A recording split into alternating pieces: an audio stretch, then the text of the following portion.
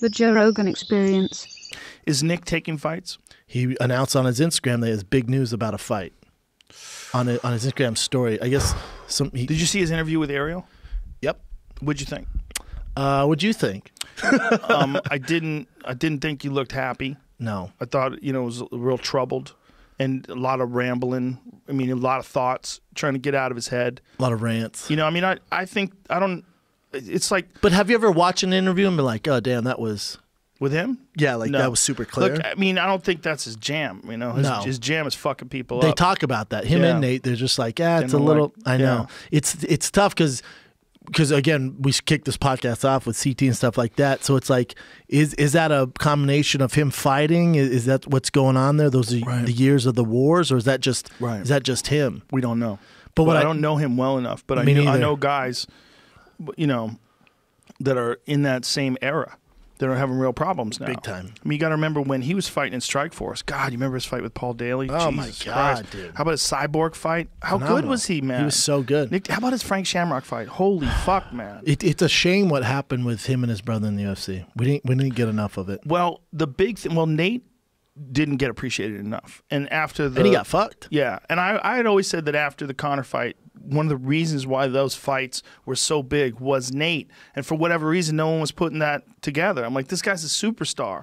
People go crazy when they see him. Like, this is not They like the a realness. regular fight. He's No. real as fuck, and he smokes weed. Yeah. He's a stoner champion. And he says "fuck you" to the man. Everyone can relate to that. Yeah, I get and even that. the vegans love him because sometimes he follows a vegan Yeah, diet. he checks all the boxes for a in lot camp. of reasons. See, he's got so many good things, and he's tough as shit, and he'll fight anybody, and he's been a veteran. He's been fucking fighting forever. He's had so many wars. What did you think of his fight against Masvidal? We haven't talked in a long time, dude. I know Masvidal's so good, man. He's so good. I thought Masvidal, out of the 3 rounds, I thought it was best case for Nate too that they did that doctor stopped the fight, because I thought Masvidal was setting up to finish him, and Nate's never been finished, so he has been finished. Josh Thompson. Oh, that's right. finished him. But I'm saying, Yeah. it was going that way. Yeah, It was best case scenario where he could be like, dude, what the fuck? Where Yeah. he doesn't lose any of that, right. No, swag I that he hear went you. into.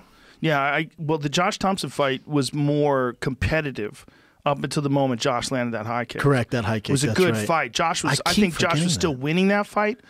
I would have to go back and watch It it was more again. competitive, though. It was more competitive. Because this Masvidal yes. fight, I didn't find it that competitive. I didn't think it when was they got on the competitive. mic and went, oh, rematch, I went, no, there's no way. And when Dana was like, no, that's not happening, I was like, oh, he Look, gets it. it was certainly competitive in that Masvidal was in a fight. It wasn't like you ran him over. No. I mean, they went No one's gonna run hard Nate rounds. over. But that first round was devastating. Masvidal is fucking good, man. He's fucking smart.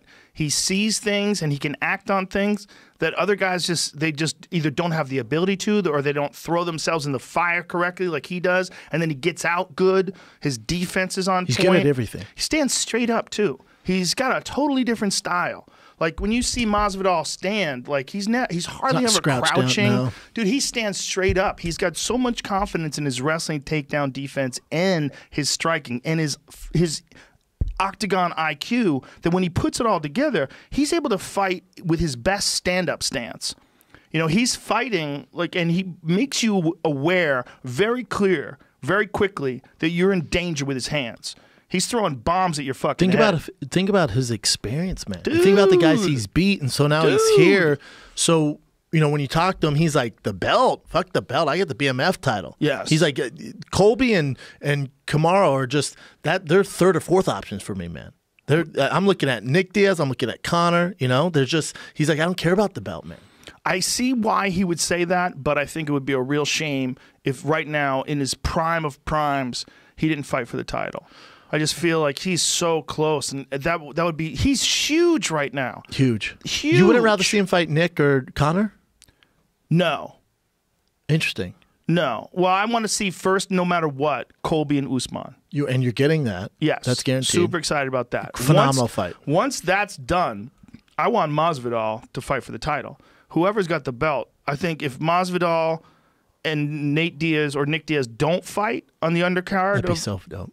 I don't know if it's going to fight. If they actually made I have that. no idea. I have no idea. I know they want it, and his management said the UFC has reached out to Nick, and they're trying to figure that out. If they do make that fight happen, I mean, of course I'm going to be excited to see it. Of course.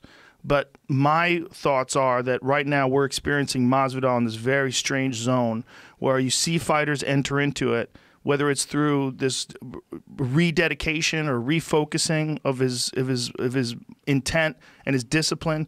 You know his story, how he went and did that reality show? And came back and was like... Yeah, he didn't have any food, man. He saw this fucking South American reality show. He had to go to this village and ask for food. He also said he got, like, he had time to, like, get out from and, like, sit back and like, think about everything going on. I was like, all right, this is what I want to do. And then came back, was like, let's do it, man. And just, he became this superstar. And I just... when I meet those guys, and obviously I know their story, and you get around them, I have this sense of just like, I'm so happy for them, man. Like that's why I talk about a Nick Diaz fight for Jorge, and I talk about a Conor McGregor fight, because you're not, the title, like Kamaru and Colby, they're not making real money, man. You don't think that Colby's going to bring in a lot of people?